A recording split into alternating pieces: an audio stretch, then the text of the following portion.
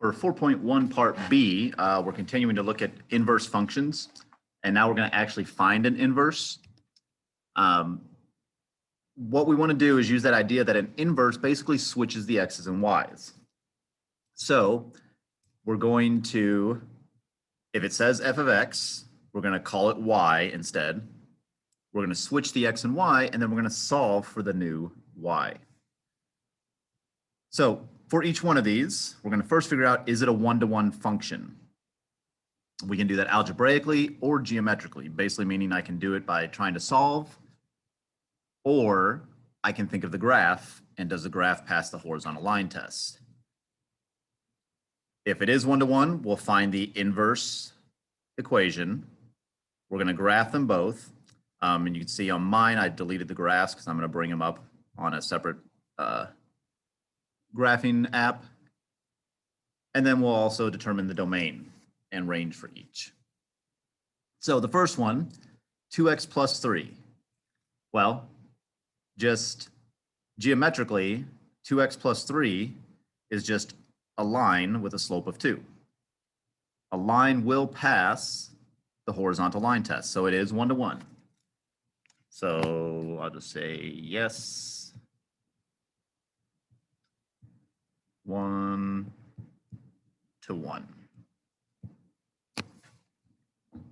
Okay, so I know it's one-to-one. I'm going to find the equation for the inverse. So here's where the actual work comes in. Again, I'm going to call it y instead of f of x. But now I'm going to switch x and y. So instead, this is going to be x equals 2y plus 3. Now I'll solve for the new y. So I'll subtract 3.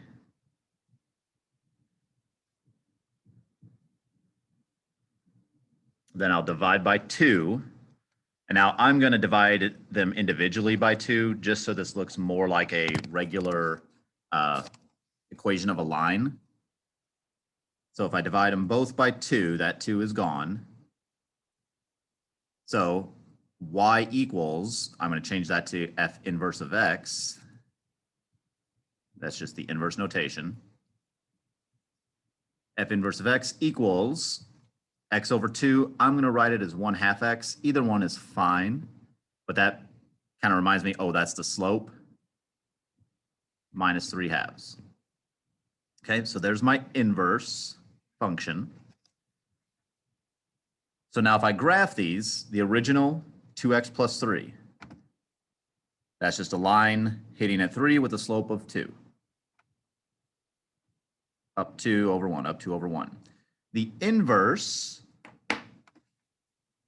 1/2, oops, not 1 over x, 1/2 x minus 3/2. Well, that's going to be a line starting down 3/2, starting down 1.5. And from that spot, I'm going to go up 1 over 2.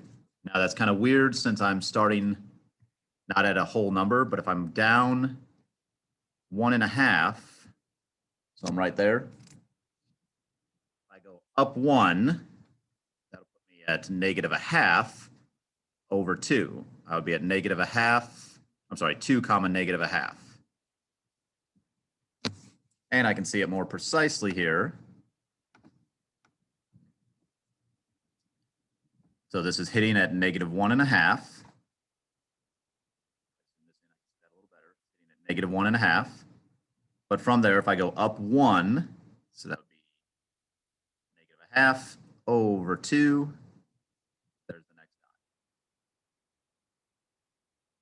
Now, the directions don't call for this, but I want you to also notice, as we talked about in the last section, that these two graphs are perfect reflections over the line y equals x, which would just be at a 45-degree angle.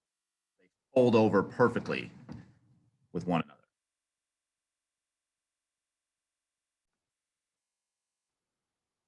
And the last thing it asked for were the domain and range. Now for this one, it's not all that interesting, but f, which is the green one,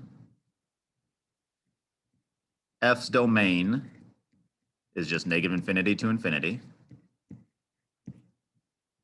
Its range also negative infinity to infinity. It goes infinitely left and right, infinitely up and down. And actually, that's also the domain and range for the inverse. For F inverse, same domain and range. Now, that's not very helpful for us, but we're going to see later on a little something interesting with that. For number 2, x squared plus 2. So again, the first thing is to determine if it's 1-to-1. Well, if you think about it, x squared plus 2 is a parabola shifted up 2. So it's just a parabola that was shifted up 2. That does not pass the horizontal line test.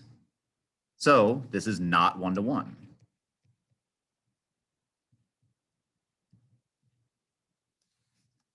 That means that I can't do part B. I can't find an inverse function because I know the original is not a 1-to-1. So I'm not going to be graphing F inverse. I'm just going to graph the function itself. And I'm only going to give the domain and range for the function itself because it does not have an inverse function.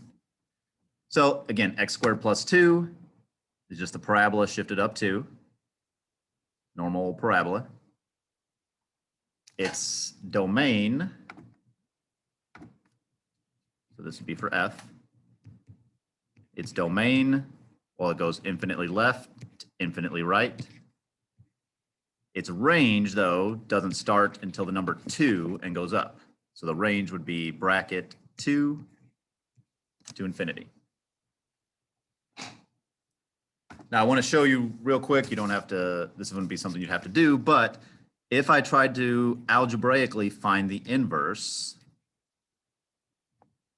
I switch x and y. So this says x equals y squared plus 2. And if I tried to isolate y, I would subtract 2. But now here's the hitch. When I go to take the square root, I get a plus or a minus. As we talked about in the previous section, I did not uniquely solve. I have that it could be positive square root of x minus 2 or negative square root of x minus 2. I didn't uniquely solve. I got 2 things. That further shows me this is not a 1-to-1 function.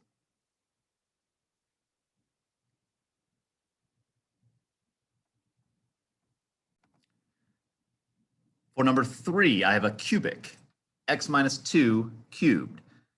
So this is a cubic that has been shifted to the right 2. Now again, if you're good at the graph stuff, you know that this looks something like this, which would pass the horizontal line test. Let's say that you don't quite remember what the function looks like. That's okay. If you do the solving for the inverse steps, you'll find out if it's 1-to-1. So I switch the x and y.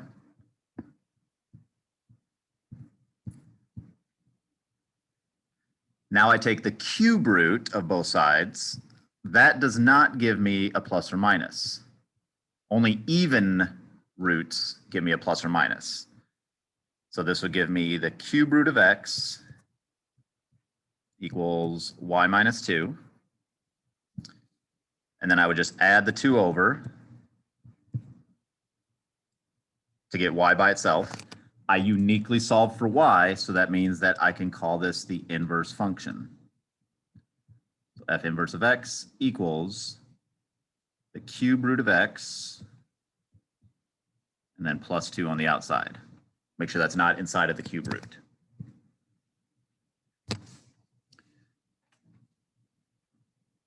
So yes, I forgot to write it. Yes, it was 1-to-1.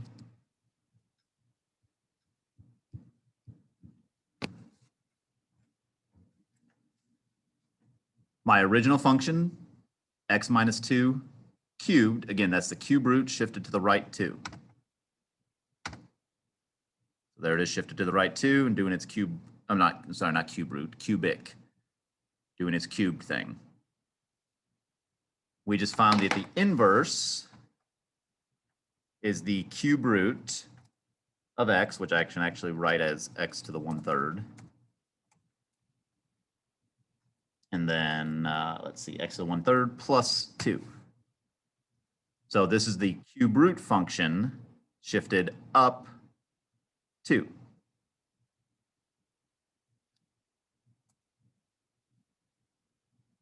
And just to reemphasize this point, these two graphs are perfect reflections over the line y equals x.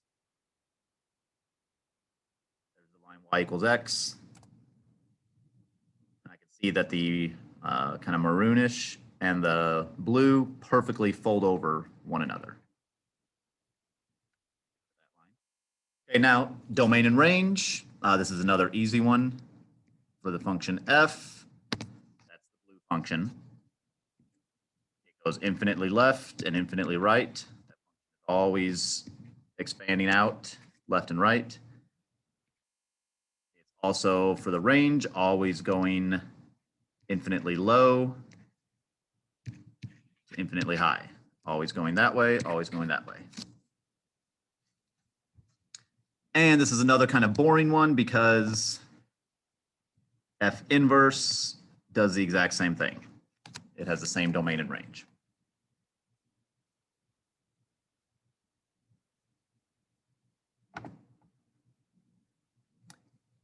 Number 4, we've got ourselves a rational function. Now, we dealt with these last chapter. And again, let's say maybe we don't remember what the graph looks like. So let's algebraically try to figure out if it has an inverse function. So I switch the x and y. And now I'm going to try to solve for the new y. I'm going to see if I can uniquely solve for it. So there's a few ways to attack this. I'm going to multiply this y plus 3 over it's y plus 3 times x equals 1, because I multiplied that over. I'm not going to distribute the x because that's just going to make life tougher for me. I'm next going to divide the x over. So the x's will cancel out. So now I have y plus 3 equals 1 over x. If I can get it to work. I'm a little trouble here. There we go. So now I have y plus 3 equals 1 over x. And then I'll just add the 3 over. I'm sorry, subtract the 3 over. So if I subtract that 3, I did uniquely solve. So I can call this an inverse again. So f inverse of x is 1 over x minus 3. So I did find an inverse function, keyword there being function. So yes, this is also 1-to-1. So there's my inverse. So to graph these, this goes back to what we did in the last unit. The original function 1 over x plus 3, that has a vertical asymptote at -3.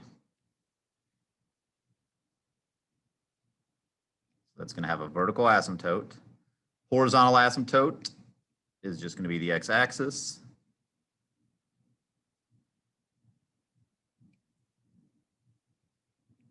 And you're going to have something that looks like this. And I'll show you in just a sec, the more official looking graph. But again, we graphed these last unit. Here it is. So here's -3. That's a vertical asymptote. The x-axis is a horizontal asymptote. And so there's your original function. Now we just figured out that our inverse is 1 over x and then a -3. So let me get rid of this. Okay, this is the new one right now. 1 over x minus 3 is going to take the normal 1 over x function and shift it down 3. So notice that the horizontal asymptote shifted down 3. On this one, the vertical asymptote is x equals 0 because 0 would make the denominator 0. So this one is kind of nasty when you graph them together. Actually, let me change this color. Not so close. We'll make it blue. Okay, so the blue is my original. So there's my original function. The red is my inverse. There's the red. Now looking at them together, it gets a little convoluted, but I can see that they are indeed reflections over the line y equals x. They're perfect folds. Now, as far as the domain and range, again, this is what makes this nice. I can ignore the 1. Let's look at our domains, because now they start to get a little bit different. So for the original function, my domain goes from negative infinity to -3. -3 doesn't work. And then from -3 to infinity. That was my domain for f. My range for f, it goes infinitely low until it reaches 0. And so basically 0 is not in the range. Now, if I look at my inverse, let's get rid of the original and just look at the inverse now. For the inverse, here's what I want you to notice. Its domain goes from negative infinity, infinitely left. So it's going forever left. It stops at 0, 0. And then it picks back up right after 0 to infinity. Now, the reason I wanted you to notice that is the range of the original. It makes sense that this should happen because remember, they switched the x and y. So range is really all the y's of the function. That becomes all the x's of the inverse. And vice versa.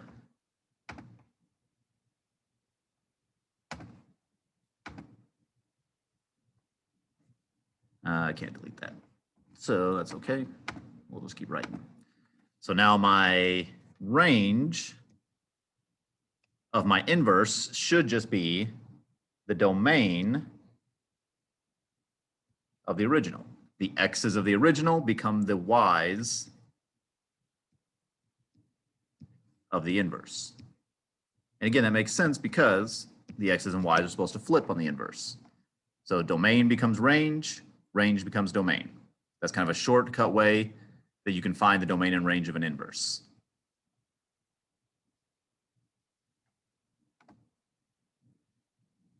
All right, one more to go. Square root of 3 plus x, or you can think of it as x plus 3, doesn't matter. This is a square root function shifted to the left 3. So if you think about it, it's going to look something like this. That will pass the horizontal line test. So yep, it is a 1-to-1.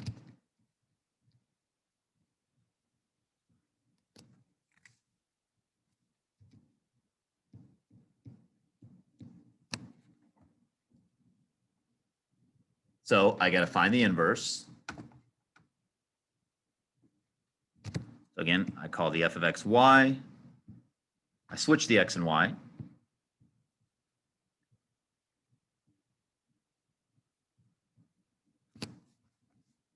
And now I have to get the new y by itself.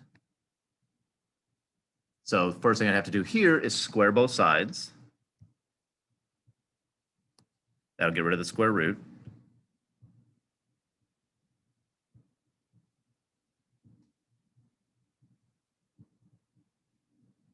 So x squared equals 3 plus y. Let me clean that up actually. Then I would subtract off the 3. And so now I have my inverse function is x squared minus 3. Now, there's a little hitch we have to put on this, and you'll see what I mean in just a second. If I graph my original, square root of 3 plus x. There we go. There's what it's going to look like.